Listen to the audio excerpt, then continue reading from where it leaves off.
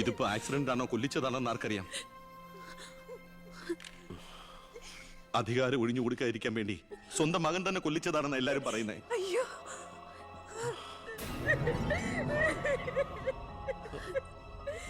എന്നിട്ട് ആ സമയത്ത് ഒരു ഡൽഹി യാത്രയിൽ ആരും സംശയിക്കില്ലല്ലോ.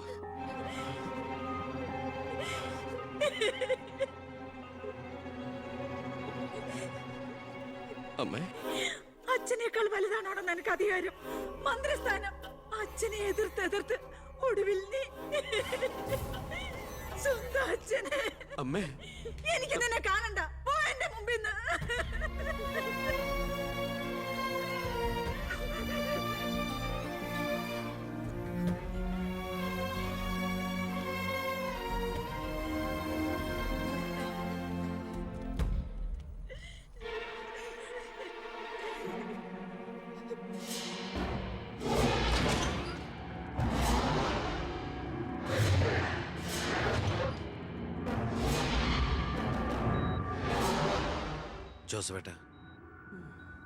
ജോസഫേട്ടൻ അച്ഛൻ്റെ കൂടെ എങ്ങനെയാ?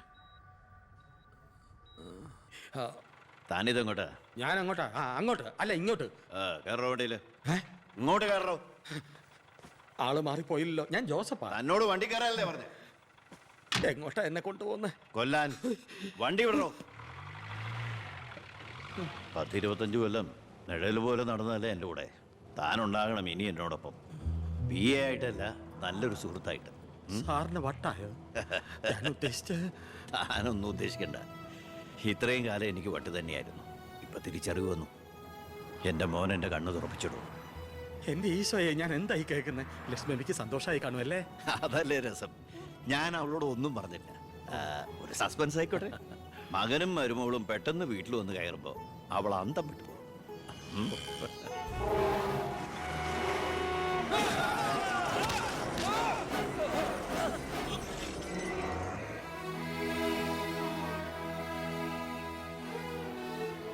ആ ഇടിയിൽ ഞാൻ തെറിച്ചുപോയി.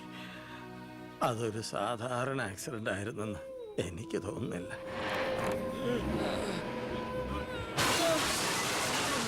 അല്ലെങ്കിൽ പിന്നെ ആ ലോറി പിന്നോട്ടെടുത്ത ശേഷം പിന്നെയും കൊണ്ടുവന്നിടിച്ച എന്തിനാ?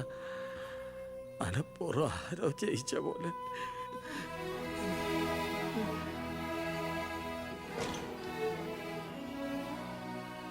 സർ, ഒരു കാര്യം,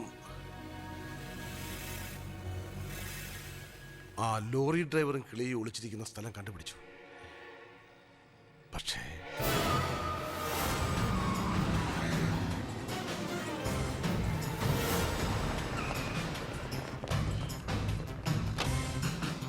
ആ ഗേറ്റ് ക്ലോസ് ചെയ്യൂ. ആരെയും വെളിയിലേക്ക് വിടണ്ട.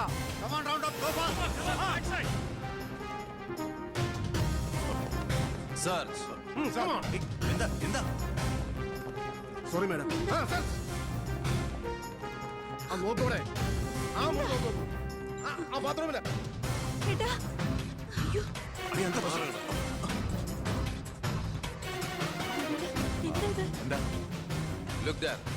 എന്താ പ്രശ്നം? ആരെങ്കിലും ഉണ്ടോ?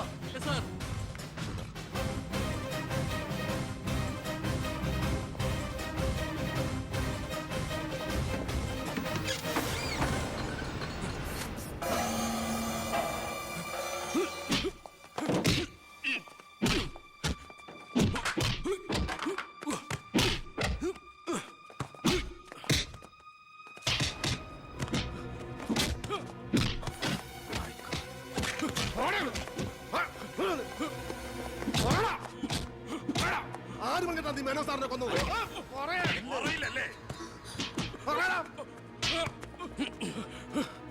ഇവരിൽ ആര് പറഞ്ഞിട്ടാണ് നീ ഇവിടെ കയറി വിളിച്ചത്?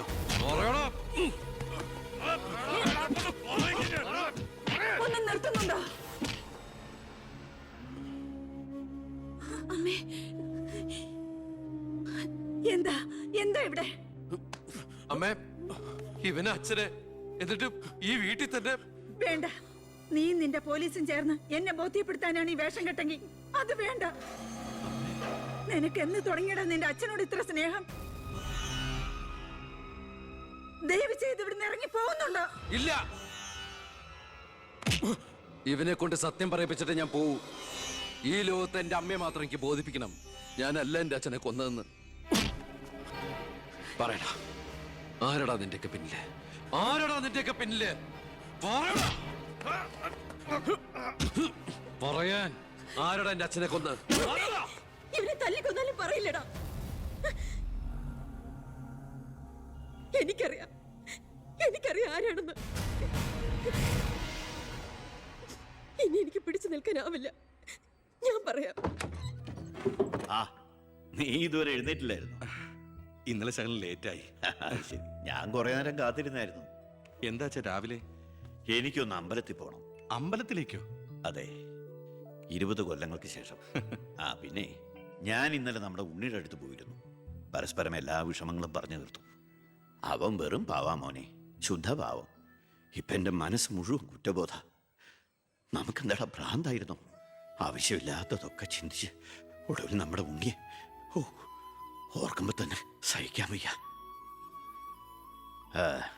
ഞാൻ ഇതുവരെ ഉണ്ടാക്കിയ കോടികളുടെ കള്ളപ്പണം മുഴുവൻ സർക്കാരിന് തിരിച്ചേൽപ്പിക്കാൻ പോവാ. എന്താ നീ എന്താ ഒന്നും മിണ്ടാത്ത? ഞാൻ എന്നും അച്ഛനെ അനുസരിച്ചിട്ടല്ലേ ഉള്ളൂ. അച്ഛൻ എന്തു പറയുന്നോ ഞാൻ അതുപോലെ ചെയ്യാം. ഇതുപോലെ തങ്കപ്പെട്ട മരുമക്കളെയും മോനെയും കിട്ടിയതാ എന്റെ സമ്പാദ്യം. ആ, എല്ലാം നല്ലതിനാണെന്ന് ഓർത്ത് സന്തോഷിക്കാം അല്ലേ? ആ പവി, അമ്പലത്തിൽ പോയതിന് ശേഷം ഞാൻ ആ വഴി തന്നെ തിരുവനന്തപുരത്തേക്ക് പോകും. അവിടെ ഒരു പത്രസമ്മേളനം അറേഞ്ച് ചെയ്തിട്ടുണ്ട്. ജനങ്ങളുടെ മുമ്പിൽ ഞാൻ എന്ന അഴിമതിക്കാരൻ്റെ കുറ്റസമ്മതം. എനിക്കിപ്പോൾ വേണ്ടത് മനസമാധാനമാണ്. മനസമാധാനം മാത്രം.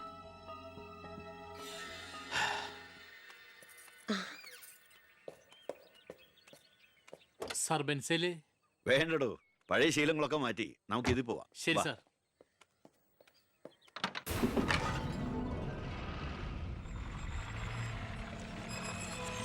White ambassador KL1888 X minister Balagangadhara Menon.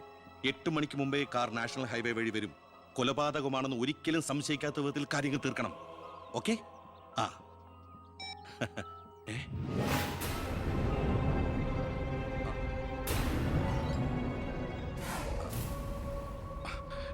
നീ ഇവിടെ നിപ്പുണ്ടായിരുന്നോ? അല്ല മോളെ, നിന്റെ അച്ഛൻ പറഞ്ഞ കേട്ടില്ലേ, മനസമാധാനമാണ് വലുതെന്ന്. നിന്റെ അച്ഛന് മനസമാധാനം വന്നപ്പോ എനിക്കത് നഷ്ടപ്പെട്ടു. വർഷങ്ങൾ കൊണ്ട് ഞാൻ നേടിയത് മുഴുവൻ ഒറ്റ നിമിഷം കൊണ്ട് ഇല്ലാതാക്കണമെന്ന് പറഞ്ഞിട്ട് പോയത് കേട്ടില്ലേ? അയാൾക്കിപ്പോ ഭ്രാന്താ. മോനോട് ഒത്തുകൂടി എന്റെ ഭ്രാന്ത്.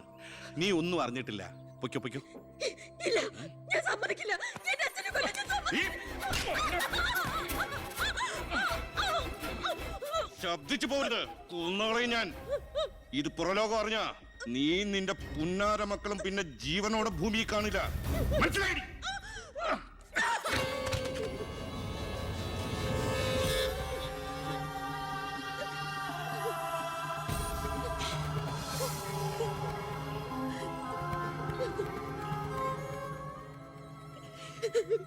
അയാള് ദുഷ്ടനാ. പണത്തിന് വേണ്ടി എന്തും ചെയ്യാൻ മടിയില്ലാത്തവൻ. ഞാനിത് പറഞ്ഞാൽ എന്നെ കുട്ടികളെ അയാള് കൊല്ലും. പറഞ്ഞില്ലെങ്കിൽ ഈ ജന്മം എന്റെ അച്ഛന്റെ ആത്മാവിനോട് പൊറുക്കില്ലടാ. മോനെ ഉണ്ണി, എന്നോട് പൊറുക്കടാ.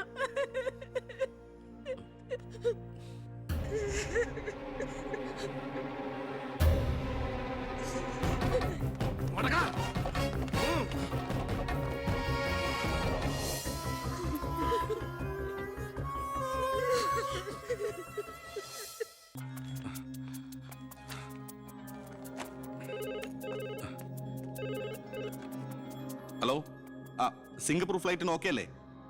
അടുത്ത ഫ്ലൈറ്റിൽ തന്നെ വേണം. ആ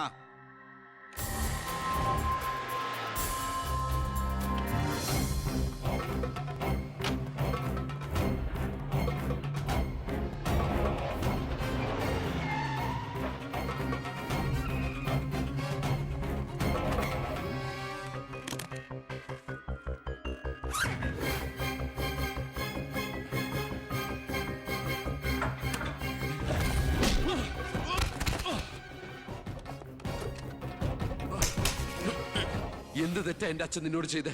എന്തിനാ എന്റെ അച്ഛനെ നീ? ഞാനെന്ത് ചെയ്തെന്നാ? നീ ഒന്നും ചെയ്തില്ലല്ലേ? സാർ സാർ സാർ ആഹാ, അപ്പൊ ഏതാണ്ടൊക്കെ അറിഞ്ഞു അല്ലേ? പക്ഷെ ആ കൊലയ്ക്ക് പിന്നെ ഞാനാണെന്ന് നിനക്കൊരു കോടതിയിലും തെളിയിക്കാൻ കഴിയില്ല. അത്രയ്ക്ക് പ്ലാൻഡ് ആയിരുന്നടാ മാത്. ഇനി നീയാണ് എനിക്ക് പ്രശ്നമെങ്കിൽ കൊല്ലും ഞാൻ.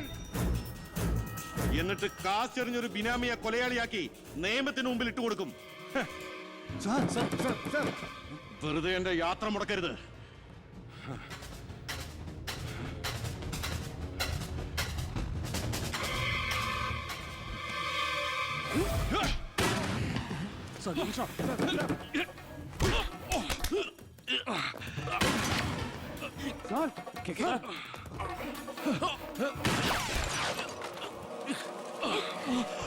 അത് നോക്ക് സാർ.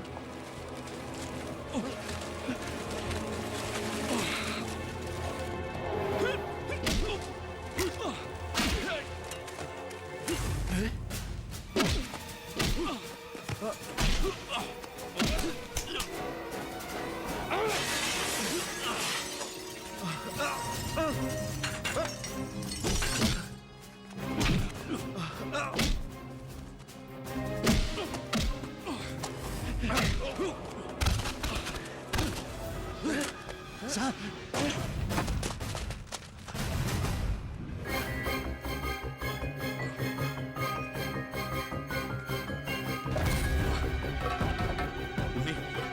ഉണ്ണി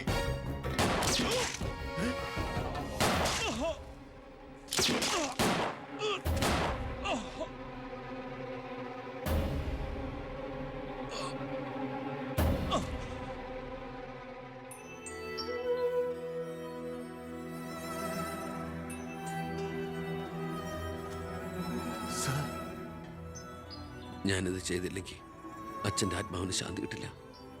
എന്ത് ശിക്ഷ ഏറ്റുവാങ്ങാനും എനിക്ക് സന്തോഷമേ ഉള്ളൂ. No sir. സാർ ശിക്ഷ ഏറ്റുവാങ്ങി ജയിലിൽ കിടക്കേണ്ട ആളല്ല. നിങ്ങളെപ്പോലൊരു മന്ത്രിയെ ഈ നാടിന് ആവശ്യമാണ്.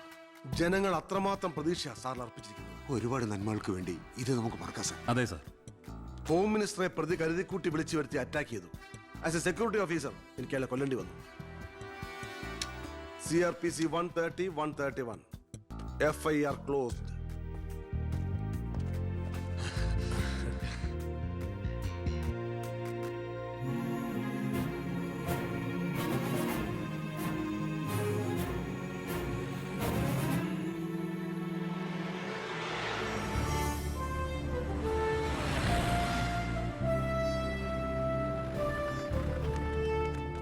നമസ്കാരം. കൃഷ്ണകുമാർ നന്നാവുന്നുണ്ടോ തന്റെ ഭരണതന്ത്രങ്ങളും പരിഷ്കാരങ്ങളും? വിചാരിച്ചില്ല ഇത്രയും. ഞാൻ ഭരിച്ചിരുന്ന മന്ത്രിസഭയില് തന്നെ പോലൊരു ചങ്കുറപ്പുള്ള മന്ത്രി ഉണ്ടായിരുന്നെങ്കിൽ ഞാൻ കാണിച്ചു കൊടുത്തേനെ ഈ കേരളം റിയൽ ഗാഡ്സ് ഓൺ കൺട്രിയാണെന്ന്. പക്ഷെ ഇവിടെ ഡെവിൾസ് ഓൺ പീപ്പിളാണ് സാർ കൂടുതൽ. ഒക്കെ ശരിയാവും, ശരിയാക്കണം. കുറച്ചു സമയവും ഒരുപാട് കാര്യങ്ങളും മെനക്കെടുത്തുന്നില്ല. നടക്കട്ടെ.